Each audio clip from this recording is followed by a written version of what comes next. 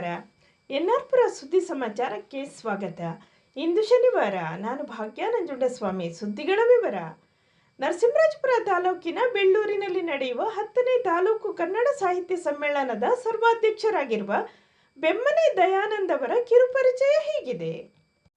ಬೆಳ್ಳೂರಿನಲ್ಲಿ ಇಂದು ನಡೆಯುವ 10ನೇ ತಾಲೂಕು ಕನ್ನಡ ಸಾಹಿತ್ಯ ಸಮ್ಮೇಳನಾಧ್ಯಕ್ಷರಾಗಿ ಆಯ್ಕೆಯಾಗಿರುವ ಗ್ರಾಮೀಣ ಭಾಗದ ತುಂಬು ಕುಟುಂಬದಿಂದ ಬಂದಿರುವ ಬೆಮ್ಮನೆ ದಯಾನಂದ್ 16 ವರ್ಷಗಳ ಕಾಲ ಗಡಿ ಭಾಗದ ಕೋಲಾರ ಜಿಲ್ಲೆಯ ಕೆಜಿಎಫ್ ಪದವಿ ಪೂರ್ವ ಕಾಲೇಜಿನಲ್ಲಿ ತಮಿಳು ತೆಲುಗು ಭಾಷಿಗ ಮಕ್ಕಳಿಗೆ ಕನ್ನಡ ಬೋಧನೆ ಮಾಡುವ ಮೂಲಕ ಗಡಿಯಲ್ಲಿ ಕನ್ನಡ ಅರಳಿಸುವ ಕೆಲಸ ಮಾಡಿದ್ದಾರೆ. ಬೆಮ್ಮನೆಯ ಬಿಎಸ್ ಪುಟ್ಟಪ್ಪಗೌಡ ಗೋದಾವರಿಯ ಎರಡನೇ ಪುತ್ರರಾದ ಬೆಮ್ಮನೆ ದಯಾನಂದ್ ಶೃಂಗೇರಿ ಜೆಸಿಬಿಎಂ ಕಾಲೇಜಿನಲ್ಲಿ ಕನ್ನಡ ಬಿಎ ಪದವಿ ಪಡೆದು ಬಿಆರ್ ಪ್ರಾಜೆಕ್ಟ್ನ ಮೈಸೂರು ವಿಶ್ವವಿದ್ಯಾನಿಲಯದಲ್ಲಿ ಕನ್ನಡ ಸ್ನಾತಕೋತ್ತರ ಪದವಿ ಪಡೆದಿದ್ದಾರೆ. ತೀರ್ಥಹಳ್ಳಿ ತುಂಗಾ ಕಾಲೇಜಿನಲ್ಲಿ, ಬೆಂಗಳೂರಿನ ವಿವಿಪುರಂ ವಿಜ್ಞಾನ ಕಾಲೇಜು ಹಾಗೂ ಕೋಲಾರದ ಕೆಜಿಎಫ್ನ ಸುಭಾಷಿಣಿ ಮಹಿಳಾ ಕಾಲೇಜಿನಲ್ಲಿ ಕನ್ನಡ ಉಪನ್ಯಾಸಕರಾಗಿ 2006ರವರೆಗೆ ಸೇವೆ ಸಲ್ಲಿಸಿದ್ದಾರೆ. 2006ರಿಂದ ಹರಿಹರಪುರ ಆರಾಸ ಪದವಿ ಪೂರ್ವ ಕಾಲೇಜಿನಲ್ಲಿ ಕನ್ನಡ ಉಪನ್ಯಾಸಕರಾಗಿ ಸೇವೆ ಸಲ್ಲಿಸಿದ್ದು ಒಟ್ಟು 35 ವರ್ಷ ಕನ್ನಡ ಉಪನ್ಯಾಸಕರಾಗಿ ಸೇವೆ ಸಲ್ಲಿಸಿದ್ದಾರೆ. 2017ರಿಂದ 2021ರವರೆಗೆ ಹರಿಹರಪುರ ಆರಾಸ ಪದವಿ ಪೂರ್ವ ಕಾಲೇಜಿನಲ್ಲಿ ಪ್ರಾಚಾರ್ಯರಾಗಿ ಸೇವೆ ಸಲ್ಲಿಸಿ ನಿವೃತ್ತಿ ಹೊಂದಿದ್ದಾರೆ. ನಿವೃತ್ತಿ ನಂತರವೂ 2022ರಿಂದ 2024ರವರೆಗೆ ನೂತನವಾಗಿ ಹರಿಹರಪುರದಲ್ಲಿ ಪ್ರಾರಂಭವಾದ ಆರಾಸ ಪದವಿ ಕಾಲೇಜಿನಲ್ಲಿ ಪ್ರಥಮ ಪ್ರಾಚಾರ್ಯರಾಗಿ ಸೇವೆ ಮಾಡಿದ್ದು ಪ್ರಸ್ತುತ ಅದೇ ಕಾಲೇಜಿನ ಆಡಳಿತ ಮಂಡಳಿಯ ನಿರ್ವಹಣಾ ಸಮಿತಿ ಸದಸ್ಯರಾಗಿ ಕೆಲಸ ನಿರ್ವಹಿಸುತ್ತಿದ್ದಾರೆ. ಜೊತೆಗೆ ಬೆಮ್ಮನೆಯಲ್ಲಿ ಕೃಷಿ ಕೆಲಸದಲ್ಲಿ ತೊಡಗಿಸಿಕೊಂಡಿದ್ದು ಬಿಡುವಿನ ವೇಳೆಯಲ್ಲಿ ಓದುವ ಬರೆಯುವ ಹವ್ಯಾಸ ಮುಂದುವರಿಸಿದ್ದು ತೋಟದ ಮನೆಯಲ್ಲಿ ಪುಟ್ಟ ಗ್ರಂಥಾಲಯ ಹೊಂದಿದ್ದಾರೆ. ಬೆಮ್ಮನೆ ದಯಾನಂದ್ 4 ಕೃತಿಯಲ್ಲಿ ತಮ್ಮನ್ನು ತೊಡಗಿಸಿಕೊಂಡಿದ್ದಾರೆ.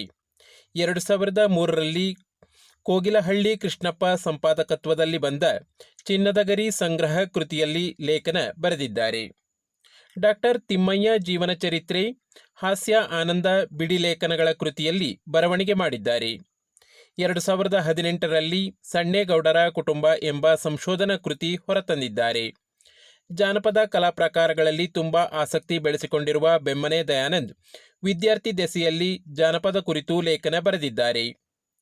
ಸಾಹಿತಿ ಎಚ್.ಎಲ್. ನಾಗೇಗೌಡರ ಜಾನಪದ ಲೋಕದಲ್ಲಿ ಜಾನಪದ ನಿಘಂಟು ರಚನೆಯಲ್ಲಿ ಸಹಾಯಕರಾಗಿ ಕೆಲಸ ಮಾಡಿದ್ದಾರೆ.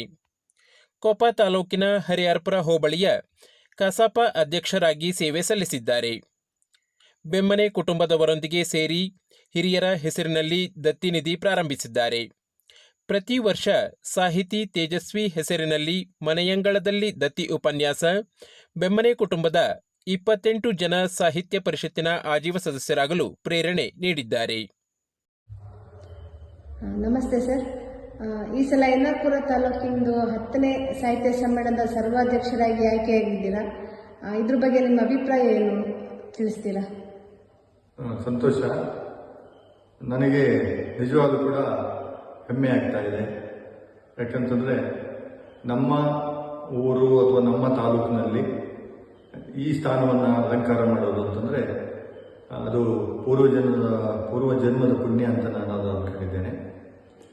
ಸುಮಾರು 35 ವರ್ಷಗಳ ಕಾಲ ಬೇರೆ ಬೇರೆ ಕಡೆ ಬೇರೆ ಬೇರೆ ಕಾಲೇಜುಗಳಲ್ಲಿ ಕನ್ನಡ ಉಪನ್ಯಾಸಕನಾಗಿ ನಾನು ಕಾರ್ಯವನ್ನು ನಿರ್ವಹಣೆ ಮಾಡಿರೋದನ್ನು ಗುರುತಿಸಿ ನರಸಿಂಹರಾಜಪುರ ತಾಲೂಕು ಕನ್ನಡ ಸಾಹಿತ್ಯ ಪರಿಷತ್ತು ಮತ್ತು ಎಲ್ಲ ಕನ್ನಡಾಭಿಮಾನಿಗಳು, ನಮ್ಮ ಗ್ರಾಮಸ್ಥರು, ಒಟ್ಟಾರೆ ತಾಲೂಕಿನ ಜನತೆ ನನ್ನನ್ನು ಆಯ್ಕೆ ಮಾಡಿದೆ ಅಂತ ನಾನು ಕೂಡ ತಿಳ್ಕೊಂಡಿದ್ದೇನೆ.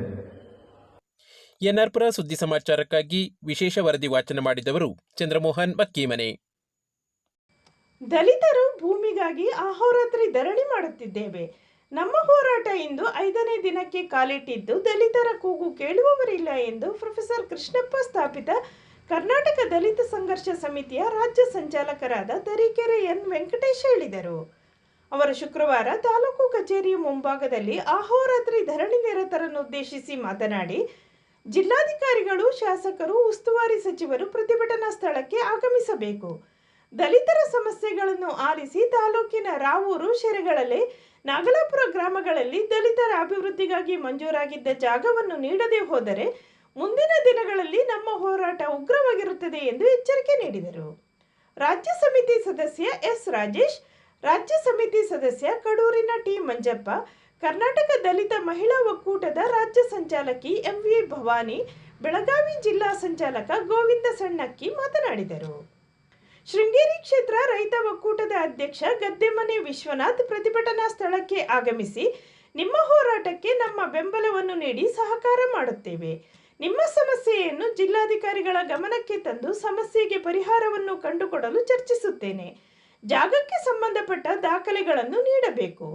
ನಮ್ಮ ಒಕ್ಕೂಟದಿಂದ ಎಲ್ಲ ರೀತಿಯ ಸಹಕಾರವನ್ನು ನೀಡುತ್ತೇವೆ ಎಂದು ಭರವಸೆ ನೀಡಿದರು.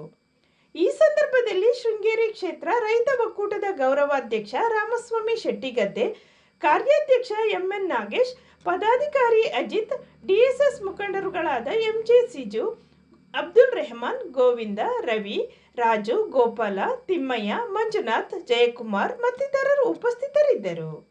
ವಿಜಯ್ ಅಂತೇಳಿ ಪ್ರಥಮ ದರ್ಜೆ ಭೂಮಾಪಕರು ಇರುತ್ತಾ ಇರ್ಬೋದು. ಆವಾಗ ತಹಶೀಲ್ದಾರ್ ಆದೇಶ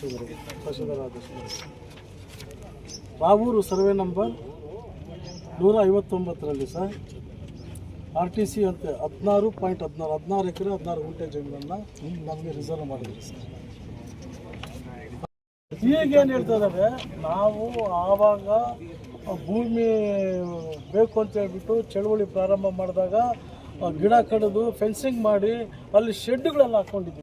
ಬೆಳ್ಳೂರಿನಲ್ಲಿ ಫೆಬ್ರವರಿ 21 ಹಾಗೂ 22ರಂದು ನಡೆಯುವ 10ನೇ ತಾಲೂಕು ಕನ್ನಡ ಸಾಹಿತ್ಯ ಸಮ್ಮೇಳನದ 2ನೇ ದಿನವಾದ ಭಾನುವಾರ ಇತ್ತೀಚೆಗೆ ಅಕಾಲಿಕವಾಗಿ ನಿಧನ ಹೊಂದಿ ತಮ್ಮ ಅಂಗಾಂಗಗಳನ್ನು ದಾನ ಮಾಡಿದ ಹಿನ್ನೆಲೆಯಲ್ಲಿ ದಿವಂಗತ ಮಂಜುನಾಥ ಶೆಟ್ಟಿ ಕಣೇಬೈಲು ಪ್ರೇರಣಾ ಪ್ರಶಸ್ತಿಯನ್ನು ಸಾಧನೆ ಮಾಡಿದ 4 ವಿದ್ಯಾರ್ಥಿಗಳಿಗೆ ನೀಡುತ್ತಿರುವ ಹಿನ್ನೆಲೆಯಲ್ಲಿ ಸಾಹಿತ್ಯ ಸಮ್ಮೇಳನದ ಸ್ವಾಗತ ಸಮಿತಿಯವರು ಕಣೇಬೈಲು ದಿವಂಗತ ಮಂಜುನಾಥ ಶೆಟ್ಟಿ ಮನೆಗೆ ಹೋಗಿ ಸಾಹಿತ್ಯ ಸಮ್ಮೇಳನದ ಸಮಾರಂಭಕ್ಕೆ ಆಗಮಿಸುವಂತೆ ಅವರ ಕುಟುಂಬದವರಿಗೆ ಮನವಿ ಮಾಡಿದರು. ಈ ಸಂದರ್ಭದಲ್ಲಿ ಸಮ್ಮೇಳನ ಅಧ್ಯಕ್ಷ ಬೆಮ್ಮನೆ ದಯಾನಂದ್ ಮಾತನಾಡಿ, ದಿವಂಗತ ಮಂಜುನಾಥ್ ಶೆಟ್ಟಿಯ ಅಂಗಾಂಗ ದಾನ ಮಾಡಿರುವುದರಿಂದ 4ರಿಂದ 5 ಜನರಿಗೆ ಉಪಯೋಗವಾಗಲಿದೆ. ಅವರ ಅಕಾಲಿಕ ನಿಧನ ನಮಗೆ ನೋವು ತಂದಿದೆ ಎಂದರು. ತಾಲೂಕು ಕನ್ನಡ ಸಾಹಿತ್ಯ ಪರಿಷತ್ ಅಧ್ಯಕ್ಷ ಪೂರ್ಣೇಶ್ ಮಾತನಾಡಿ, ದಿವಂಗತ ಮಂಜುನಾಥ ಶೆಟ್ಟಿ ಅವರ ನೆನಪಿನಲ್ಲಿ ಸಾಧನೆ ಮಾಡಿದ 4 ವಿದ್ಯಾರ್ಥಿಗಳಿಗೆ ಪ್ರೇರಣಾ ಪ್ರಶಸ್ತಿ ನೀಡುತ್ತಿದ್ದು, ಮುಂದಿನ ವರ್ಷದಿಂದ ನವೆಂಬರ್ ತಿಂಗಳಿನಲ್ಲಿ ನಡೆಸುವ ಕನ್ನಡ ರಾಜ್ಯೋತ್ಸವದ ಸಮಾರಂಭದಲ್ಲಿ ಮಂಜುನಾಥ ಶೆಟ್ಟಿ ಪ್ರೇರಣಾ ಪ್ರಶಸ್ತಿಯನ್ನು ಸಾಧನೆ ಮಾಡಿದ ವಿದ್ಯಾರ್ಥಿಗಳಿಗೆ ನೀಡಲಾಗುವುದು ಎಂದರು. ಈ ಸಂದರ್ಭದಲ್ಲಿ ಸಾಹಿತ್ಯ ಸಮ್ಮೇಳನದ ಸ್ವಾಗತ ಸಮಿತಿಯ ಪದಾಧಿಕಾರಿಗಳಾದ SS Santosh Kumar, N Ramesh, NP Ravi, Bemmane Mohan, HE Divakar, HE Mahesh, Prasanna, BT Raghu, Bhojashetty, Apoorva ಇದ್ದರು. ತುಂಬ ನೋವಾಯಿತು. ಮತ್ತು ಆಗಿನಲ್ಲೂ ಕೂಡ ಆತ ಸಾರ್ಥಕತೆಯನ್ನು ಮೆರೆದರು. ಇಡೀ ಕುಟುಂಬ, ಅವರ ಮನೆಯವರಿರ್ಬೋದು, ತಂದೆಯವರಿರ್ಬೋದು, ಇಡೀ ವಂದನೆಗಳು.